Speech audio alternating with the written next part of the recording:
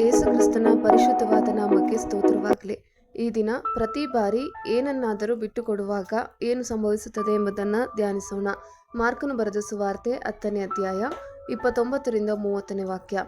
ನಿಮಗೆ ಸತ್ಯವಾಗಿ ಹೇಳುತ್ತೇನೆ, ಯಾವನು ನನ್ನ ನಿಮಿತ್ತವೂ ಸುವಾರ್ತೆಯ ನಿಮಿತ್ತವೂ ಮನೆಯನ್ನಾಗಲಿ ಅಣ್ಣ ತಮ್ಮಂದಿರನ್ನಾಗಲಿ ಅಕ್ಕ ತಂಗಿಯರನ್ನಾಗಲಿ ತಾಯಿಯನ್ನಾಗಲಿ ತಂದೆಯನ್ನಾಗಲಿ ಮಕ್ಕಳನ್ನಾಗಲಿ ಭೂಮಿಯನ್ನಾಗಲಿ ಬಿಟ್ಟಿರುವನೋ ಅವನಿಗೆ ಈಗಿನ ಕಾಲದಲ್ಲಿ ಮನೆ, ಅಣ್ಣ, ತಮ್ಮ, ಅಕ್ಕ, ತಂಗಿ, ತಾಯಿ, ಮಕ್ಕಳು, ಭೂಮಿ ಇವೆಲ್ಲವೂ ಹಿಂಸೆಗಳು ಸಹಿತವಾಗಿ 100ರಷ್ಟು ಸಿಕ್ಕುತ್ತವೆ ಮತ್ತು ಮುಂದಣ ಲೋಕದಲ್ಲಿ ನಿತ್ಯ ಜೀವವು ದೊರೆಯುವುದು. ಆಮೆನ್.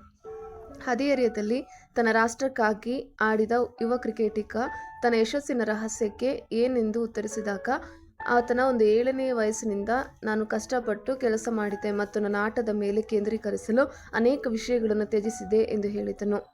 ಆ ಹುಡುಗನು ಯೇಸುವಿನ ಕೈಗೆ 5 ರೊಟ್ಟಿ ಮತ್ತು 2 ಮೀನುಗಳನ್ನು ಕೊಟ್ಟಾಗ 12 ಬುಟ್ಟಿಗಳು ಆತನನ್ನು ಹಿಂಬಾಲಿಸಿದವು.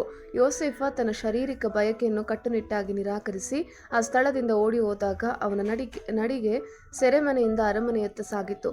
ಆ ಶಾರೀರಿಕ ಬಯಕೆಗಳನ್ನು ಈಗಲೇ ಬಿಟ್ಟುಬಿಡಿ, ಬಲವಾಗಿ ಮತ್ತು ಕಟ್ಟುನಿಟ್ಟಾಗಿ ಇಲ್ಲ ಎಂದು ಹೇಳಿ ನಿಮ್ಮ ಜೀವನದಲ್ಲಿ ಆ ಪ್ರದೇಶವನ್ನು ಕ್ರಿಸ್ತನಿಗೆ ಬಿಟ್ಟುಕೊಡಿರಿ. ಅಲ್ಲಿ ಆತನು ನಿಯಂತ್ರಿಸುತ್ತಾನೆ. ದೇವರದನ್ನು ದೇವರಿಗೆ ಕೊಡಿರಿ. ಯೇಸುವಿನ ಹೆಸರಿನಲ್ಲಿ ಆಶ್ಚರ್ಯಕರ ಪ್ರಗತಿಯನ್ನು ಸ್ವೀಕರಿಸಲು ಸಿದ್ಧರಾಗಿ. ಆಮೆನ್. ಯೇಸುವನ್ನು ಹಿಂಬಾಲಿಸಿದ್ದಕ್ಕೆ ಶ್ರೇಷ್ಠ ಪ್ರತಿಫಲ. ಲೂಕ 18ನೇ ಅಧ್ಯಾಯ 29ರಿಂದ 31ನೇ ವಾಕ್ಯ.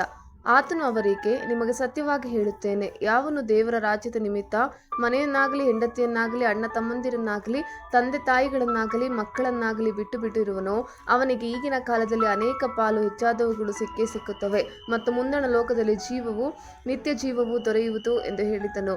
ಆತನು ತನ್ನ 12 ಮಂದಿ ಶಿಷ್ಯರನ್ನು ಕರೆದುಕೊಂಡು ಅವರಿಗೆ, ನೋಡಿರಿ, ನಾವು ಯೆರೂಸಲೇಮಿಗೆ ಹೋಗುತ್ತಾ ಇದ್ದೇವೆ ಮತ್ತು ಮನುಷ್ಯಕುಮಾರನ ವಿಷಯದಲ್ಲಿ ಪ್ರವಾದಿಗಳು ಬರೆದದ್ದೆಲ್ಲ ಅವನಲ್ಲಿ ನೆರವೇರುವುದು ಅಂದರು. ಯೇಸು ಕ್ರಿಸ್ತನ ಕೃಪೆ ಎಲ್ಲರೊಂದಿಗಿರಲಿ.